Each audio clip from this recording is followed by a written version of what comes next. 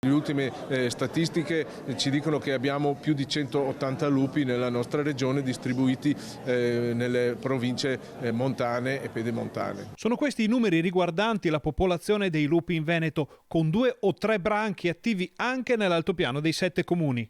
Allevatori e residenti sono furibondi per le continue predazioni di bestiame e animali domestici e i sindaci chiedono un cambiamento nella gestione del problema. Abbiamo le mani legate fintanto che non verrà approvato il nuovo piano di gestione nazionale del lupo che permetta di avere delle misure più incisive e più efficaci per esempio catturare, spostare, allontanare e arrivare anche nei casi più gravi anche all'abbattimento. In realtà qualcosa sta cambiando. È una situazione preoccupante. Innanzitutto occorre essere chiari, lo stato di conservazione della specie lupo non è più da considerarsi critico, quindi non parliamo più di una specie in via di estinzione, ma di una specie che per contro è in forte espansione. Questo cambiamento è confermato anche dall'Unione Europea. La gente comincia a capire che quello che stiamo facendo oggi non funziona e ultimamente, proprio dopo un intervento mio, anche la Presidente della Commissione von der Leyen ha ribadito che serve più flessibilità